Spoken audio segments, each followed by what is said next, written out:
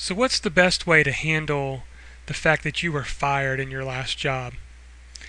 This is a big one for people because I've counseled a lot of people in this situation because they just don't know what to say, what to do. They're embarrassed, they're frustrated, they feel like that this is not at all reflective on their work experience and what they're capable of, and they've really taken it hard. And getting fired is never fun. But you have to just learn to take these negatives and turn them into a positive. And you have to also realize that getting fired does not end your career.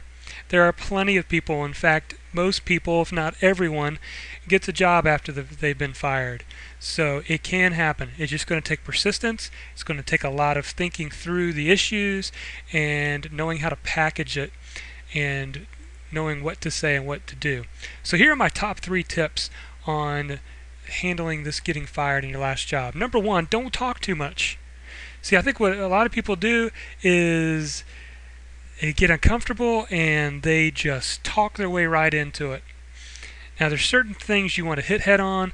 Other things, I don't think you should hit them head on. I mean, you never want to be dishonest. You never want to try to cover things up. That's not what I'm saying.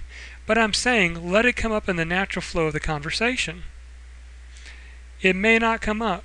So there's no reason for you to go ahead and dig yourself in a hole to begin with. So you want to kind of take it as the flow of the conversation happens. So be careful that you don't talk too much and that you don't say way too much, and definitely do not badmouth the other employer. That never helps. It never helps for you to try to justify anything. So that's key to remembering this whole process, is don't let yourself do that.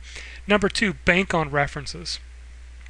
There are many times, I would say 8 out of 10, where if someone was let go, maybe they just weren't the right fit, the company wanted to go in a different direction. There's a lot of issues, a lot of reasons why people get fired or get let go. But 8 times out of 10, the person or the people are more than able to give a reference. Now that may sound like, what? Are you sure? I've seen it happen. I just dealt with one a couple months ago where the person wished the lady no ill will, but he really wanted to move in a different direction, let her go, but said, I would be happy to give you a glowing reference. Sometimes even just getting a reference letter would be sufficient enough. You could ask somebody if they'd be willing to write a basic reference letter to help you in this transition, that sort of thing. Companies don't want to be sued today, and so they're a lot more compliant than you might think. So sometimes just trying to learn and figure out how to bank on references can be helpful. And then number 3, prepare your answer ahead of time.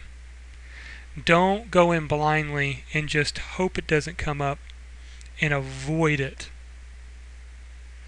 You want to be careful not to talk too much, like I said earlier, but you also want to be prepared to have the right kind of answer.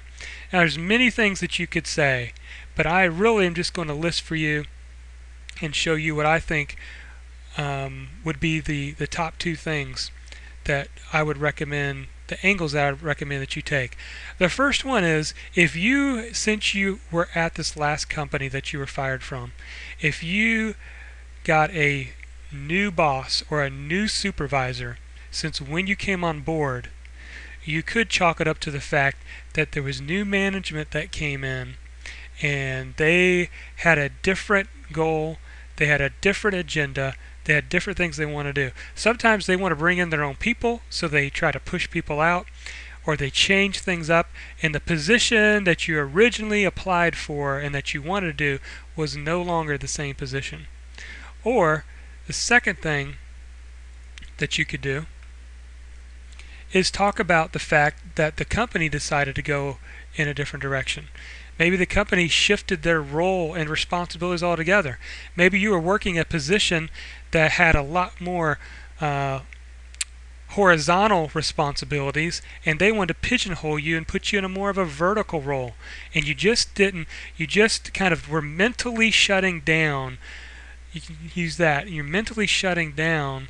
And you know that now you realize you could have done better, but you were shutting down because you were getting pigeonholed into something you did not really feel like was in your best interest. So there's a few tips. Hopefully that helps.